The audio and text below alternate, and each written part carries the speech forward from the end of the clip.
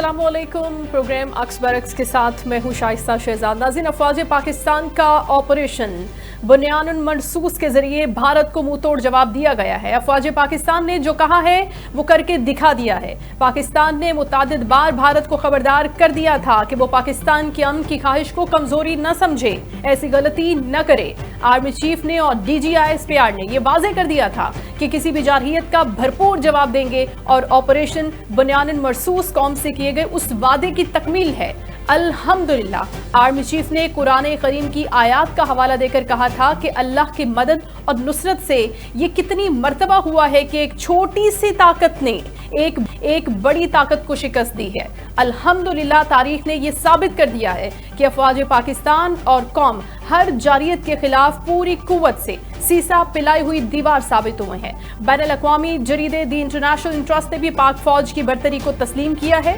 दी national interest ने अपनी report में ये कहा है कि 5 भारतीय जंगी जहाजों को मार गिराना पाकिस्तान की एक जबरदस्त कामयाबी है।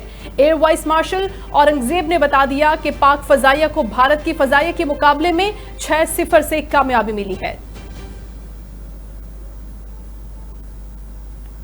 I'll pick up from where I left day before yesterday. PAF versus IF, 6-0. The PF's response. और DGISPR लेफ्टिनेंट जनरल अहमद शरीफ चौधरी ने भारतीय पायलट को हिरासत में लिए जाने के सवाल पर उसका तरदीद की और सहाफी के सवाल का जवाब देते हुए DGISPR ने वाज़ेह किया कि कोई भी भारतीय पायलट पाकिस्तान की हिरासत में नहीं है। So I can confirm you very clearly, we don't have any pilot in custody.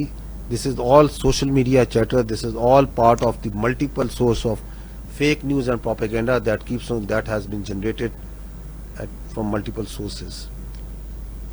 और ताज़ा तरीन सूरत हाल ये है कि अमरीकी सदर डोनाल्ड ट्रंप ने अब से कुछ देर कबल गुफ्तगू में कहा है कि अमरीका ने पाकिस्तान और भारत पर दबाव डालकर दोनों मुल्कों के दरमियान एक जौहरी तसादुम को रोका है।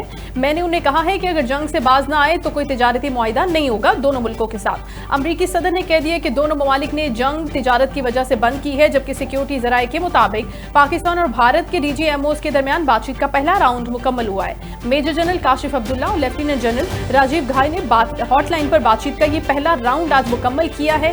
आगे इस चीज फाइट के हवाले से क्या चीजें तय हुई है, कुछ ही देर में इसकी डिटेल्स भी सामने आ जाएंगी। बाकायदा तौर पर एलामिया जारी कर दिया जाएगा। अभी करंट सिनेरियो पर बात करने के लिए हमें ज्वाइन किया हमारे मुअज़्ज़ज़ मेहमान ब्रिगेडियर रिटायर्ड बाबर अलाउद्दीन साहब, डिफेंस एनालिस्ट हैं, हम उनको वेलकम करते हैं। अस्सलाम वालेकुम सर। जी वालेकुम अस्सलाम। बहुत शुक्रिया सर आपके कीमती वक्त का। अब जबकि अब सीज फायर के ऊपर बात हो गई, इंटरवीन कर दिया अमेरिका ने सारी सूरत हाल पर, और दुनिया भर के आलमी जरीदे इंटरनेशनल जितने भी मैगजीन्स हैं, न्यूज़पेपर्स हैं, वो सब ये बात कर रहे हैं कि पाकिस्तान ने अपनी बर्तरी कायम की है इस जंग जो उन पर मुसल्लत की गई है इसमें, और अगर आने वाले वक्त में भी भारत ऐसी कोई हरकत करता है कि बगैर किसी तहकीक के, बगैर किसी सबूत के पाकिस्तान का रुख करता है, तो फिर उसको इसी किस्म का बल्कि इससे भी बर्क रफ्तारी से और ज़बरदस्त जवाब दिया जाएगा। क्या कहेंगे आप इस सूरत हाल पर सर? जी अल्हम्दुलिल्लाह, सूरत हाल तो ज़ाहिर दुनिया में मान रही है, दुनिया ने एक्नॉलेज किया है, इंडिपेंडेंट ऑब्जर्वर्स ने एक्नॉलेज किया है, बैनुल-अक़वामी जरीदों में भी आ रहा है, प्रेस भी इसको कवर कर रहा है, मुबस्सिरीन भी कह रहे हैं कि पाकिस्तान ने हिंदुस्तान के ऊपर अपनी फौजी बर्तरी साबित की है, और ये सिर्फ कहने की हद तक नहीं है, उसके नाकाबिले तरदीद जो है सबूत मौजूद है। वो उस डिटेल में हमें जाने की जरूरत नहीं है। तो ऑल सेड डन पाकिस्तान के लिए यकीनन पूरी कौम के लिए एक बहुत खुशी का मौका है, और उसी मौके को बिलाशुबा कौम मना भी रही है। पाकिस्तान के तूल अर्ज में आप देखें लोग इस कामयाबी पर जश्न मना रहे हैं, अपनी फौज के साथ इज़हार यकजहती कर रहे हैं, हुकूमत को भी अप्रिशिएट कर रहे हैं, क्योंकि इस पूरी सूरत हाल में जो मिलिट्री एंड सिविल लीडरशिप है उन्होंने बड़ा कोऑर्डिनेटेड एफर्ट्स के साथ डिप्लोमेसी में भी बहुत अच्छा उसमें हमने फॉर द फर्स्ट टाइम कामयाबी हासिल की है, और मिलिटरी तो हमने की है।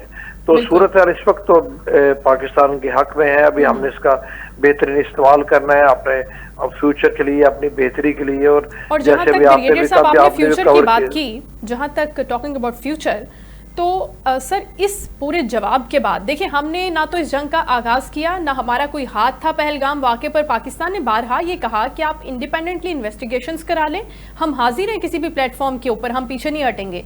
लेकिन उसके बावजूद जो जंगी जुनून मोदी के ऊपर सवार था, अब आप समझते हैं कि जवाब मिल चुका है कि पाकिस्तान को छेड़ना नहीं है बिला वजह, और पाकिस्तान की जो एक बर्तरी है, जो फौजी बर्तरी हम रखते हैं, जो महारत हमारे पास है, टेक्निकली वो शायद हमसे बहुत आगे हैं, वो फिफ्थ वॉरफेयर की बात करते हैं, फिफ्थ जनरेशन वॉरफेयर की बात करते हैं, लेकिन उसको ऑपरेट करने वाले लोग जो है ना, फौजी जवान, वो हमारे पास हैं। तो न सिर्फ भारत को सर, पूरी दुनिया को ये जवाब मिल गया और पूरी दुनिया सर इसको तस्लीम कर रही है। फ्यूचर कैसे देख रहे हैं आप पाकिस्तान का, अस्करी हवाले से, दिफाई हवाले से? पाकिस्तान का अस्करी वाले से फ्यूचर माशाल्लाह बहुत अच्छा है। पाकिस्तान की फौज दुनिया पहले भी मानती थी कि एक मजबूत तरीन प्रोफेशनल फौज है, और अभी तो आप देखें हमने अमली तौर पर साबित भी कर दिया है। बावजूद इसके कि पाकिस्तान की फौज इस वक्त, हम सबको पता है, दुनिया भी जानती है कि दहशतगर्दी के खिलाफ एक तवील जंग बड़ी कामयाबी से लड़ रही है। 2 दहाइयां गुजर गई हैं और पाकिस्तान की फौज हर रोज कामयाबी के भी झंडे गाड़ रही है, कुर्बानियों की मिसालें कायम कर रही है। और ये जंग जो हम लड़ रहे हैं, हम दुनिया को ये बताते हैं कि सिर्फ हमारी जंग नहीं है, ये पूरी दुनिया की जंग है। अगर दहशतगर्दी के सैलाब को पाकिस्तान ने ना रोका होता तो आज दुनिया पूरी को उसने अपनी लपेट में लिया होता। तो पाकिस्तान की ज्यादा फौज का तल्लक है, चैलेंजेस हमारे हैं, स्पेशली वेस्टर्न बॉर्डर पे जो मैं दहशतगर्दी की बात कर रहा हूँ। इंडिया का जवाब तो बिल्कुल मिल गया, इसमें कोई दो राय नहीं। लेकिन जो ट्रैक रिकॉर्ड है मोदी का और उसके क्रोनीज का और बीजेपी के इन लोगों का गुज़श्ता 1 दहाई में, उस ट्रैक रिकॉर्ड को मद्देनजर रखते हुए हमें हर वक्त अलर्ट रहने की जरूरत है और हमें सरप्राइज बिल्कुल भी नहीं होना। हमें अपने गार्ड्स भी हर वक्त अलर्ट रखने हैं। और ठीक है, हम अमन पसंद मुल्क है, रिस्पॉन्सिबल स्टेट है, हमने मुजाहरा भी किया और इस वजह हमने सीज फायर पे एग्री भी किया। तो सीज फायर के बाद कुछ बातें तो होनी है नेगोशिएशन टेबल्स पे, जैसे अमेरिकी सदर ने भी कहा कुछ हमने मिलिट्री के रियाल में कुछ करना है, कुछ हमने इकोनॉमिक रियाल में कुछ करना है। मैं ये जरूर कहता चलूंगा कि पूरे मुल्क में जो टेम्पो बना हुआ है, इस टेम्पो को हमें यूटिलाइज करना चाहिए, गवर्नमेंट को करना चाहिए, गवर्नमेंट बिल्कुल करेगी। गवर्नमेंट भी कॉन्शियस है क्योंकि यही टेम्पो हमें पाकिस्तान की बेहतरी की तरफ ले जा सकता है। पूरी कौम यूनाइटेड है, इस वक्त हमारे फिशर्स नहीं है, कोई इस वक्त क्रैक्स नजर नहीं आ रहे, कोई पोलराइजेशन बहुत कम है। जो कुछ एलिमेंट हैं उनको सोसाइटी खुद ही सॉर्ट आउट कर लेगी, टेक ऑन कर लेगी। लेकिन हमें इन तमाम एरियाज में साइड बाय साइड यक वक्त आगे बढ़ना है, क्योंकि यार देखें इकोनॉमी जो है वो बेसिक फैक्टर है। इंडिया पाकिस्तान के दरमियान जहां तक बहुत सारे दूसरे फील्ड में वाज़ेह फर्क है, इकोनॉमी में भी जाहिर है उनकी इकोनॉमी हमसे बहुत बड़ी है। और दूसरी बात है कि इन तमाम तर कमियों के बावजूद हमने जो परफॉर्म किया है, दुनिया को हमने हैरान कर दिया है। ये बिल्कुल एक क्लासिक एग्जाम्पल है डिवोशन, डेडिकेशन और उसके बाद यूनिटी की, इत्तेहाद और यगानगत की, बर वक्त फैसलों की और अल्लाह के ऊपर ईमान और यकीन की, उसमें तो कोई दो राय हो नहीं सकती। ब्रिगेडियर साहब, जो प्रोफेशनलिज्म खुसूसी तौर पर हम देखते हैं अपनी अफवाज के अंदर, और जो यूनिटी है, जो यूनिफॉर्म तरीके से पाक अफवाज जिस तरह से रिस्पॉन्ड करती हैं, इसने भी भारत को एक मरतबा फिर बौखलाहट का शिकार तो ज़रूर किया है कि उसको बड़ा मान था, बड़ा फ़ख्र था अपने राफेल के ऊपर। ठीक है, हमारे एयर वाइस मार्शल साहब औरंगजेब साहब फरमा रहे हैं कि वो एक अच्छा एयरक्राफ्ट है, हम ये नहीं कह रहे कि उसकी टेक्नोलॉजी ठीक नहीं है, लेकिन ट्रेनिंग मैटर करती है, साथ ही साथ उसको चलाने वाला मैटर करता है। अब हम चाइना के क्राफ्ट्स को यूज़ करते हुए राफेल को अगर हम गिरा रहे हैं सर, तो आने वाले वक्त में हम देखेंगे कि हमारी टेक्नोलॉजी मजीद एडवांसमेंट की तरफ जाएगी कि हमने उन्हीं JF-17 थंडर तैयारों से उनका पूरा जो डिफेंस सिस्टम है उसको गिराया है इंडिया के। जी बिल्कुल गिराया, और उनको हमने हर जगह पर उनको मात दी है। चाइनीज टेक्नोलॉजी बिल्कुल है, लेकिन हमें ये भी पता है कि ये जो भी जहाज है JF-17 थंडर, ये भी पाकिस्तान में बन रहे हैं। बहुत सारे चाइनीज इक्विपमेंट जो पाकिस्तान में बन रहा है, और हमारी इस वक्त जो सारी की सारी पाकिस्तान आर्मी की जो मेजर इस वक्त डिफेंस इक्विपमेंट है, चाहे एयरफोर्स नेवी या फौज हो, बरी फौज, वो चाइनीज इक्विपमेंट है और इसका हमें फायदा हुआ है। आपने दुरुस्त फरमाया, इंडियंस खुद एक्सेप्ट कर रहे हैं, इंडियन आर्मी के रिटायर्ड सीनियर ऑफिसर्स, फौज के, एयरफोर्स के एक्सेप्ट कर रहे हैं कि पाकिस्तान के जहाज टेक्नोलॉजिकली राफेल से थोड़े से कम होने के बावजूद उनके जो पायलट्स हैं, जो उनके ऑफिसर्स हैं, उनकी प्रोफेशनलिज्म ने इनको मात दी। अच्छा इक्विपमेंट हो, लेटेस्ट इक्विपमेंट हो, वो ठीक है, आपको एज होती है, लेकिन हमें नहीं भूलना चाहिए उसको इस्तेमाल बहरहाल ह्यूमन बींग्स करते हैं। अगर वो ह्यूमन बींग्स प्रोफेशनल नहीं है, डेडिकेटेड नहीं है, तो फिर वही होता है जो हिंदुस्तान को हुआ। एक राफेल नहीं, जब आपने उनके 3 कंफर्म्ड राफेल गिराए हैं, जबकि इतलात के मुताबिक 4 गिरे हैं, तो अगर 3 भी कर ले तो ये बहुत बड़ा सेटबैक है इंडिया के लिए। ये बहुत बड़ा सेटबैक है जिसने उनके कॉन्फिडेंस को शटर कर दिया है। ऑन दी अदर हैंड हमारा अल्हम्दुलिल्लाह कोई नुकसान नहीं हो, और हमारे जो पायलट्स और जितने भी ट्रुप्स हैं, ऑफिसर्स हैं, उनका कॉन्फिडेंस मल्टीप्लाई होके बहुत ज्यादा हो गया है। और अब ये देख लें कि आपने 8 घंटे की जंग में आउट क्लास कर दिया है अददी लिहाज से। और अब जब 6 और 7 की रात को उन्होंने पाकिस्तान में सिविलियंस को टारगेट किया, तो उस वक्त 50 एयरक्राफ्ट पाकिस्तान के ऊपर फ्लाई कर रहे थे और हमारे उसको काउंटर कर 26 थे।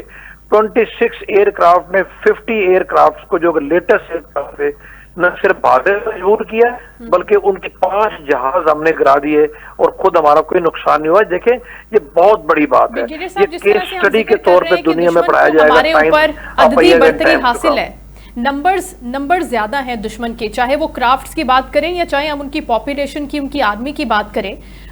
मकबूजा जम्मू कश्मीर में ही उन्होंने इतनी बड़ी आर्मी को डिप्लॉय किया हुआ है। अगर हम अददी नंबर्स की बात कर रहे हैं तो वो एक कौन सी चीज है जो हमें हमसे 2 गुना बड़े दुश्मन के ऊपर भी बर्तरी दे देती है। हम चाहे एमएम आलम से स्टार्ट हो जाएं, जिन्होंने 1 मिनट के अंदर तैयारे गिराए थे दुश्मन के, या फिर आज जब हम बात करते हैं कि दुश्मन का जो है वो इस वक्त नील स्कोर है और पाकिस्तान जो है वो 6 तैयारे गिरा चुका है।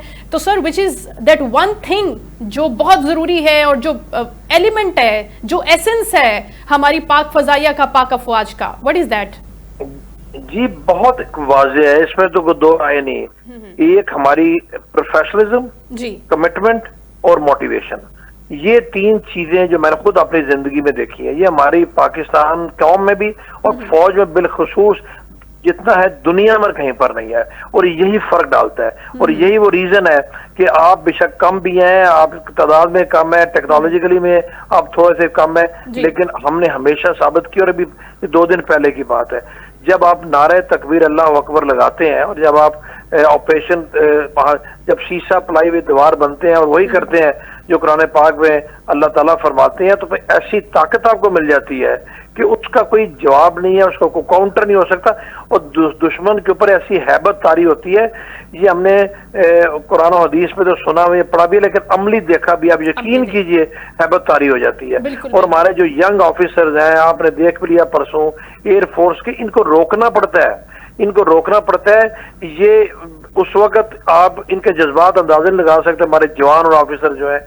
और वही रीजन है कि जब ये इंडिया के अंदर गए हैं, जब स्कॉटलैंड कामरान ने जाके जब SU-400 को वहां पर डिस्ट्रॉय किया, उस वक्त मंजर दीद नहीं था और दुश्मन सामने नहीं आया। वो वीडियो सर, ब्रिगेडियर साहब वो वीडियो आपने भी देखी होगी, हमने भी देखी होगी। अगर हमारे पास है तो हम चला भी देते हैं उसको। उस वीडियो को बार बार देखने को दिल चाहता है कि माशाल्लाह हमारे शाहीनों ने किस फुर्ती से, किस अंदाज से जो दुश्मन नीचे से फायर कर रहे हैं और वो अपना काम मुकम्मल करते हैं, अपना ऑपरेशन करते हैं, अकम्प्लिश करते हैं अपने मिशन को, और फिर उन तमाम चीजों के अंदर से निकल कर किस फुर्ती से वापस आते हैं। सर अल्हम्दुलिल्लाह हम ये बावर करा चुके हैं, बारहा बता चुके हैं दुश्मन को कि आप हमारी ला इलाहा इल्लल्लाह की ताकत को ललकारने की कभी भी जुर्रत ना करना, कभी भी गलती ना करना। और ये जो नाम हमने खुसूसी तौर पर रखा है इस बार, बुनियानुल मरसूस, इसको लेकर तो एक अलग ही किस्म की फीलिंग होती है ना हर पाकिस्तानी के दिल में। आपने जब ये नाम सुना तो क्या उस वक्त आपके तासुरात थे, कैसा आपको लग रहा था? आहनी दीवार, सीसा पिलाई हुई दीवार, ये बुनियानुल मरसूस और आहनी दीवार बामुकाबला संदूर मैं कहता हूँ कि उसने मल्टीप्लाई कर दिया सबके जज्बात को, सबकी मोटिवेशन को। और आप यकीन कीजिए कि ये लोग हमारे जो इस वक्त फौज में या एयरफोर्स वर्दी जिन्होंने पहनी होती है, ये एक से बढ़ के आगे जाने की कोशिश करते हैं, खुद वॉलंटियर कर रहे होते हैं। ऑन दी अदर हैंड यहाँ तक आप देखिए कि जो रिटायर्ड बहुत सारे हमारे फौजी लाखों की तादाद में, कुछ को मैं जानता हूँ उम्र रसीदा मोर देन 70 साल उनकी उम्रें हैं, आगे बढ़ बढ़ के नाम लिखवा रहे हैं कि मुझे भी बुलाओ, मुझे भी बुलाओ। हालांकि फुल फ्लेज कन्वेंशनल वार भी शुरू नहीं हुई। इस नेशन को, इस जज्बे को, इस मोटिवेशन को, इस जज्बा हुर्रियत को, जज्बा जहाद को आप कैसे शिकस्त दे सकते हैं? और जब आपके पास फिर जहाज भी हो, GF-17 थंडर कोई कम जहाज किसी से नहीं है, और जब आपके पास एयर डिफेंस सिस्टम हो, और सबसे बढ़ के जो हमारा इस वक्त मिसाइल सिस्टम है, जो हमारे मिसाइल है, और याद रखिए अल फतेह हमारा सबसे कम रेंज वाला मिसाइल है। जो दूसरी सीरीज है इंटर कॉन्टिनेंटल बैलिस्टिक मिसाइल, जो गजनवी सीरीज है, पावर सीरीज है, शहीन है, अब्दाली सीरीज के मिसाइल है, इनको पता था इंडियन को। आप एक कॉमन सेंस की बात है, आप ये ध्यान रखें कि हिंदुस्तान जैसा दुश्मन जिसने आज तक हमें कबूल नहीं किया, हर वक्त नुकसान पहुंचाने की कोशिश करता है, वो 8 घंटे के अंदर अंदर क्यों भागता हुआ गया अमेरिका के पास सालिसी के लिए? आफ्टर ऑल उसका कोई इतना बड़ा नुकसान तो हुआ ना जी, और उसको पता लग गया कि अगर मैं ना गया तो ये मेरे पल्ले कुछ नहीं बचना। बिल्कुल, यही आपके लिए सबसे बड़ी निशानी और सबसे बड़ा सबूत है। और लास्टली सर, नाक जो है ना बिल्कुल नीची कर दी है, नाम डबो के रख दिया है मोदी सरकार ने। ये जो जंग छेड़ी है ना, इसमें न सिर्फ उसने अपने आप के लिए एक शर्मनाक किस्म की जंग का आगाज किया, बल्कि रशिया का जो डिफेंस सिस्टम था S-400 उसको, साथ ही साथ रफाइल को ले ले, साथ ही साथ अमेरिका को ले ले जिसके वो ड्रोन्स यूज कर रहा था। तो 4-5 मुल्कों की तो उसने पूरी की पूरी धज्जियां उड़ा के रख दी, अपने आप को तो बर्बाद किया ही किया एक शर्मनाक शिकस्त के साथ। लेकिन अब उन मुल्कों के लिए भी वो एक शर्म का धब्बा हो गया। अब जब वो नेक्स्ट टाइम अपने क्राफ्ट्स उनको देंगे तो वो सोचेंगे तो जरूर एक मर्तबा कि हम किन नाअहलों को अपने क्राफ्ट दे रहे हैं। इन मुल्कों की डिफेंस इंडस्ट्री का से बेड़ागर कर दिया मोदी ने। जो जितने भी इसके एयरलाइंस थे, आपने बिल्कुल दुरुस्त फरमाया, उनकी मार्केट बैठ गई, उनके ऑर्डर्स मनसूख होने जा रहे हैं। ये कोई छोटी बात नहीं है, वो तो बिजनेस करते हैं। इस तरह के नलायकों और कुंद ज़ेनों के हाथों में दे के आपने दुनिया का मॉडर्न इक्विपमेंट जो सिस्टम आपने ये साबित कर दिया कि जब इंसान नलायक और नॉन प्रोफेशनल हो तो और मुझे लग रहा है ब्रिगेडियर साहब आने वाले वक्त में ना ये रियायती कीमतों पे पाकिस्तान को दे देंगे अपने सारे क्राफ्ट्स के। देखिए भाई, आप इसकी ट्रेनिंग करें, आप इसको चलाएं, हम आपको दे रहे हैं। मेरा ख्याल है मुफ्त देने पे मजबूर हो जाएंगे अपनी कंपनी की मशहूरी के लिए, बिकॉज इससे बेहतर मार्केटिंग को नहीं हो सकती ना जी। पाकिस्तान से बेहतर मार्केटिंग अभी कोई कर नहीं सकता, जो हमने साबित कर दिखाया। दुरुस्त फरमाया आपने। तो ओवरऑल सिचुएशन हमारे लिए ठीक है, बस हमने भी आगे जो इसके अभी आफ्टर फैक्ट्स के बाद, इसके बाद हेयर ऑन हमने उसको बिल्ड ऑन करना है, और हमने किसी के बहकावे बातों में नहीं आना, रियलिटी की तरफ देखते हुए हमने इंश्योर करना है कि अपने गेन्स को मजीद हम स्ट्रेंथन। इंशाल्लाह। Thank you so much. Brigadier retired Babar Alauddin हमारे साथ मौजूद थे, जबरदस्त गुफ्तगू फरमा रहे थे, और उनका यही कहना था कि हम बड़ी प्रोफेशनल किस्म की आर्मी के साथ, बहुत ही जबरदस्त ट्रेनिंग के साथ मैदान में उतरे, और हम बिल्कुल भी जोश से काम नहीं लेते, हम होश से काम लेते हैं।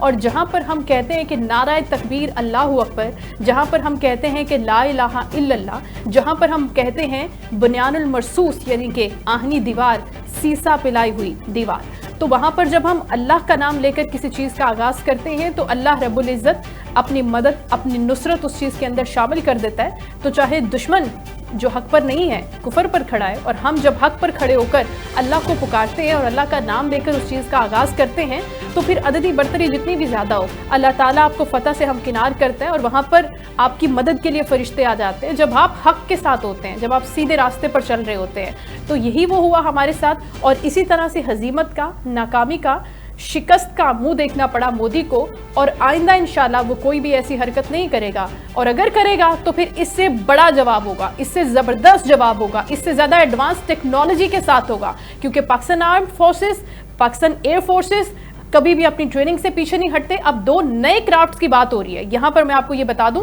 कि हम चाइना से 2 नए क्राफ्ट्स लेने जा रहे हैं, जो GF-17 थंडर से, F-16 से ज़्यादा एडवांस टेक्नोलॉजी के साथ होंगे, और उनके साथ जब हम ट्रेनिंग करेंगे तो फिर हम दुश्मन को बताएंगे कि किस तरह अपनी फोर्सेस को ट्रेन करते हैं बड़े दुश्मन से मुकाबला करने के लिए। जब एक एयरक्राफ्ट 7 एयरक्राफ्ट को गिराता है तो उसकी ट्रेनिंग असल में होती कैसे है, ये तो दुनिया नहीं जानती, ये सिर्फ पाक आर्म फोर्सेस जानते हैं। यहाँ पर वक्त है ब्रेक का, स्टे विद अस।